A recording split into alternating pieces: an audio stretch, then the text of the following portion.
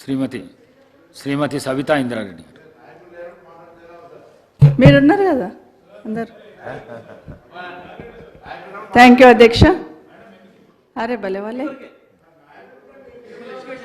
ధన్యవాదాలు అధ్యక్ష. సభాధ్యక్ష వచ్చినాక మాట్లాడండి. మీరున్నారు కదా అధ్యక్ష, రిప్లై ఇవ్వమన్నారు, రిప్లై ఇస్తారేమో కదా. చెప్పేస్తాను మీ పేరు తీసుకొని అన్నందుకు రిప్లై ఇవ్వాలనుకుంటున్నారు కదా. అక్కడ వింటూ ఉంటారు, వారు వచ్చినాక అక్కడ వింటూ ఉంటారు కదా అధ్యక్ష, ఏం పర్వాలేదు. థ్యాంక్ యూ అధ్యక్ష. ఈరోజు అసెంబ్లీలో ఎన్నికైన తర్వాత మొదటిసారి మాట్లాడే అవకాశం ఇచ్చిన గౌరవ స్పీకర్ గారికి, నన్ను ఇక్కడ ఈ టర్మ్లో అన్న గౌరవ కేసీఆర్ గారికి, అదేవిధంగా నా నియోజకవర్గం మహేష్ నియోజకవర్గం ప్రజలకు కూడా ధన్యవాదాలు. గౌరవ ముఖ్యమంత్రి గారు ఈరోజు మాట్లాడుతూ చేవేళ్ళ ప్రాణాయత మీద మాట్లాడుతూ నా పేరు తీసుకోవడం జరిగింది అధ్యక్ష. చాలా సంతోషం. మళ్ళొక్కసారి చేవేళ్ళ చెల్లెమ్మ అని కూడా ఇక్కడ మాట్లాడున్నారు. అరే మంచిగా, నేను కూడా రిప్లై ఇస్తున్నా. అరే నేను రిప్లై అదే చెప్తున్నా, మంచి చెప్పిండ్రు, థ్యాంక్ యూ అని చెప్తున్నా. చేవేళ్ళ చెల్లెమ్మ అని కూడా చెప్పి మెన్షన్ చేశారు, గౌరవ రాజశేఖర రెడ్డి గారిని గుర్తు చేస్తూ చాలా సంతోషం అధ్యక్ష.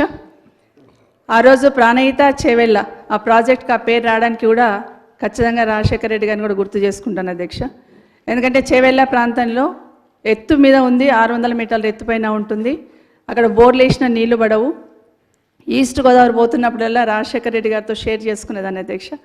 ఇక్కడ పచ్చని పొలాలు, కాలువల నీళ్లు, మా దగ్గర ఎండిపోయిన పొలాలు అని మాట్లాడుతున్నప్పుడు ప్రాజెక్ట్ నుండి ఇక్కడ నీళ్లు తీసుకొస్తామన్నప్పుడు మన ప్రాంతంలో వికారాబాద్, పరిగి, చేవేళ్ళ ఈ ప్రాంతంలో నీళ్లు రావాలని అడుగుతున్న సందర్భంలో ఎత్తైన ప్రాంతం అయినా కూడా ఎట్టుగా తీసుకొచ్చే ప్రయత్నం చేద్దామని ఆ రోజు ప్రాణహిత చేవేళ్ళ ప్రాజెక్టు రూపకల్పన చేయడమే కాక మొదటిసారి ఫౌండేషన్ వేసినప్పుడు చేవేళ్ళ సెంటిమెంట్తో రాజశేఖర రెడ్డి గారు అక్కడే వేశారు అధ్యక్ష.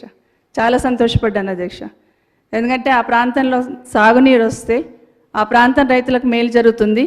ఒకసారి 111 జీవో గుదిబండగా ఉంది, బోర్లు వేసుకొనివ్వరు, చెక్ డ్యామ్లు కట్టుకొనివ్వరు. కనీసం ఈ ప్రాజెక్ట్ ద్వారా వస్తేనన్నా ఆ ప్రాంతం బాగుపడుతుందని సంతోషపడ్డాం అధ్యక్ష. అది వికారాబాద్ కావచ్చు, పరిగి కావచ్చు, చేవేళ్ళ కావచ్చు, సంతోషం అనిపించింది. అక్కడే కాదు అధ్యక్ష, మొదట్లో ఫౌండేషన్ వేసిన దగ్గర కూడా ఆ రోజు నేను కరీంనగర్ ఇన్ఛార్జ్గా అక్కడ కూడా వెళ్ళి అక్కడ కూడా ఉన్నాను అధ్యక్ష. చాలా సంబరం అనిపించింది.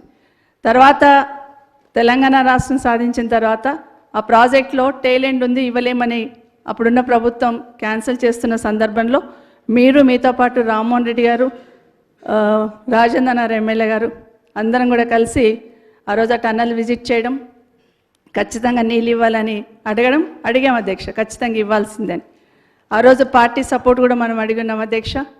ఆ రోజు రామ్మోహన్ రెడ్డి గారు కూడా అసెంబ్లీలో చాలాసార్లు ఇక్కడ ప్రస్తావించినారు. గౌరవ ముఖ్యమంత్రి గారు ఆ రోజు ఇక్కడ కొడంగల్ శాసనసభ్యులుగా వారు కూడా ఇక్కడ ప్రస్తావించున్నారు.